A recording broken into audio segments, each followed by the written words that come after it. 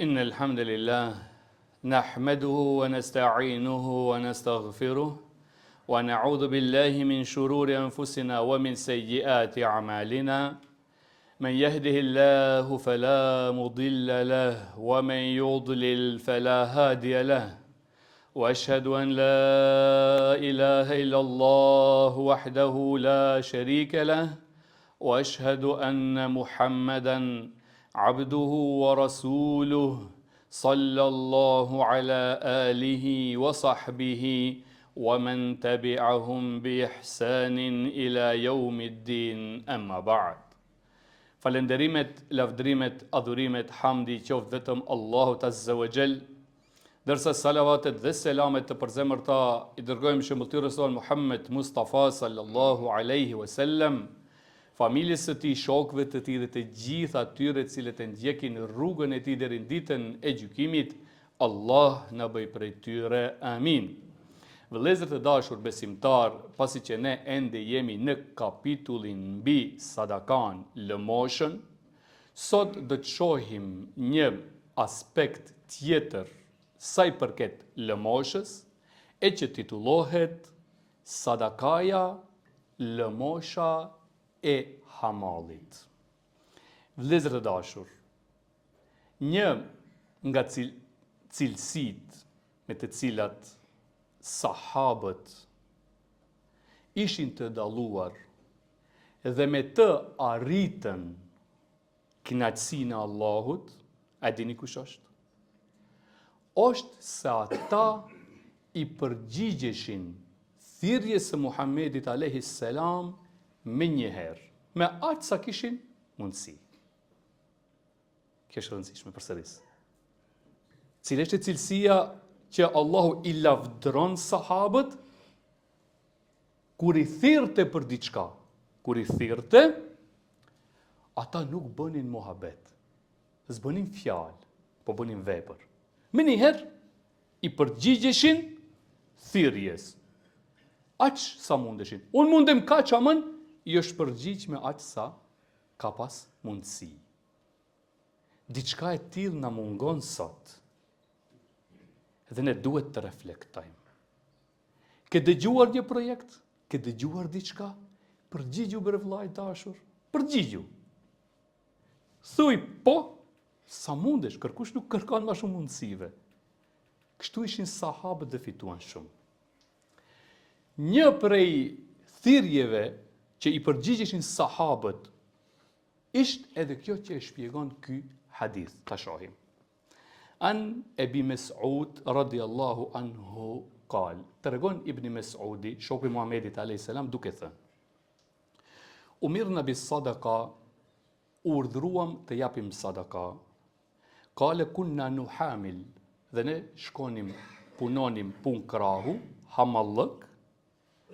Qal, dhe ne jepnim sadaka. Qal fetasaddaqa Abu Aqil binisfi sa'a. Abu Aqili dha sadaka, është njësi matse, gjysmë sa'a, sa ka qenë atëherë, dhe ka dhënë sadaka. Wa jaa insan bi shay'in akthar minhu, mirë po është një tjetër dha shumë më shumë se Ibn Aqili, më shumë. Fa qala al munafiqun. Munafiqët, hipokritët me njëherë u përzitën, me njëherë folën. Çfarë thanë? Inna Allaha laganiyun an sadaqat hadha. Me njëherë folën. Po Allah është i pasur për sadakan e kujt? Të ti i bën Akili që dha pak. Çfarë ka me ndihmu që sadaka e jote pash Zotin? Ja, hep, ja ma hep. Kështu thënë munafiqët. Wa ma fa'ala hadha al-akhar illa riya'an. Çfarë thon për këtë tjetrin që pru shumë? A be njofim në këtë përsi e faqe ka dhonë sadakan, ki e dim çfarë njeri është të ki? Edhe me njëherë zbritja jeti kuranor. Me njëherë intervenoj Rabbul Alemini edhe na mësoj. Çto mësime që i dimsem ne sot, inshallah bashkë. Çfarë tha? Alladhina yalmizuna al-mutawwi'ina min al-mu'minina fi as-sadaqat. Ata që tallen me besimtarët, që japin me dëshirë në sadaka nga pasuria e tyre. I tallin. Ndashaj që dha shumë, a be për fësi e faqe, ndashaj që dha pak. Ata që tallen. walladhina la yajiduna illa juhdahum. Po ashtu edhe me ata që s'kan asgjë tjetër përveç mundit të tyre. I lavdëroi Allahu mundin atyre që s'kishin, po u munduan me atë sa kishin.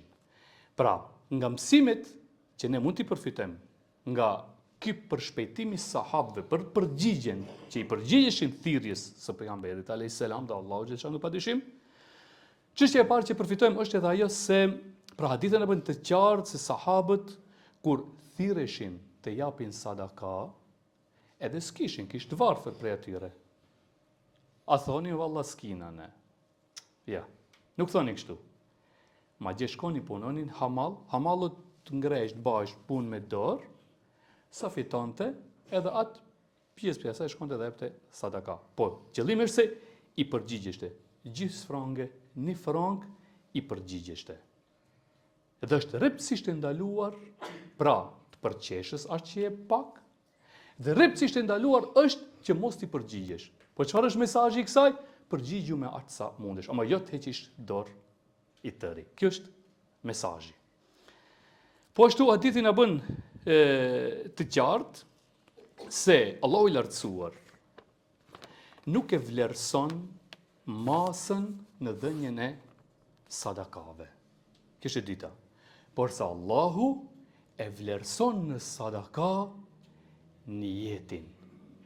Pra, sa ma shumë me zemër të pastër ta japim atë sadaka, sa ma shumë me sinqeritet ta japim, të kënaqemi kur dhe japim, edhe të afrohemi me të ta ndjejmë, ajo është me vlerësuar se sa qetra që jep edhe pak ndjet ose me çështje tjera.